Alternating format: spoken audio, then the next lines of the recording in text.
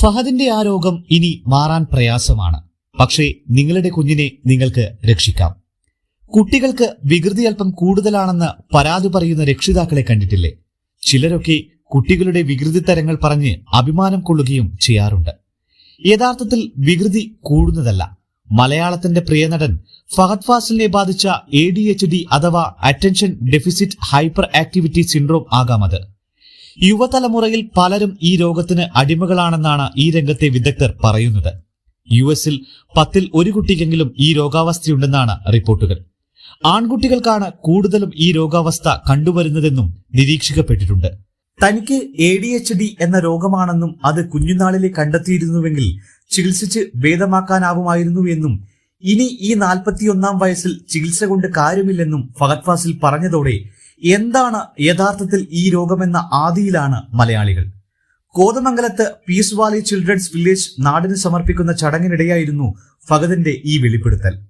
കുട്ടികളാണെങ്കിൽ ഈ രോഗം ചികിത്സിച്ച് ഭേദമാക്കാമെന്നും തനിക്ക് ഇപ്പോൾ മാത്രമാണ് ഈ രോഗമുണ്ടെന്ന് തിരിച്ചറിയാനായതെന്നും അതിനാൽ ഇനി ചികിത്സിച്ച് ഭേദമാക്കാൻ കഴിയില്ലെന്നുമാണ് ഫഹദ് ഫാസിൽ പറഞ്ഞത്. കുട്ടികളിൽ ഈ രോഗം ചികിത്സിച്ച് ഭേദമാക്കാൻ കഴിയുമെന്ന് തന്നെയാണ് മെഡിക്കൽ രംഗത്തെ വിദഗ്ധരും പറയുന്നത്. നാഡീവ്യൂഹ വികാസവുമായി ബന്ധപ്പെട്ട രോഗമാണ് attention deficit hyper activity disorder. മനസ്സിൽ എന്താണോ തോന്നുന്നത് അത് വരും വരായികൾ ആലോചിക്കാതെ എടുത്തുചാടി ചെയ്യുക, എപ്പോഴും അമിതമായ എനർജിയോടെ കാര്യങ്ങൾ ചെയ്തുകൊണ്ടേയിരിക്കുക എന്നിവയാണ് ഈ രോഗത്തിന്റെ ലക്ഷണങ്ങൾ. തലച്ചോറിൽ ഡോപ്പമിന്റെ അളവ് കുറയുന്നതാണ് ADHD എന്ന രോഗത്തിന് കാരണമായ സ്ഥിതിവിശേഷം ഉണ്ടാക്കുന്നതെന്ന് ചില മെഡിക്കൽ ജേർണലുകൾ പറയുന്നു. ഒരു നാഡിയിലേക്കോ പേശിയിലേക്കോ ഒരു സംജ്ഞ കടത്തിവിടുന്നതിനായി ഒരു നാഡീതന്തു ഉൽപ്പാദിപ്പിക്കുന്ന ഒരു രാസപദാർത്ഥമാണ് ഡോപ്പമിൻ. മസ്തിഷ്കത്തിൽ ഉള്ള ഒരു പ്രധാനപ്പെട്ട രാസപദാർത്ഥമാണിത്. നിയന്ത്രിക്കാൻ കഴിയാതെ അലഞ്ഞുതിരിയുന്ന മനസ്സ്, സമയകൃത്യതയോടെ ഒന്നും ചെയ്യാൻ കഴിയാതിരിക്കൽ, മറവി എന്നിവ ഈ രോഗത്തിന്റെ ലക്ഷണങ്ങളാണ്. IT മേഖലയിൽ എത്തിപ്പെട്ട യുവാക്കളിൽ ഈ രോഗലക്ഷണങ്ങൾ കൂടുതലാണ്. കുട്ടികളിലാണെങ്കിൽ ADHD ചികിത്സിക്കേണ്ടത് പീഡിയാട്രിഷ്യനാണ്. പല കുട്ടികളിലുമുള്ള പഠന വൈകല്യത്തിന് കാരണം ADHD ആണ്.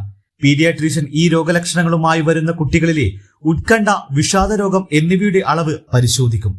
ഇത്തരം വികൃതി കുട്ടികൾ തന്നെയാണ് ഭാവിയിൽ ലഹരിക്കും മറ്റും അടിമപ്പെടുന്നത്.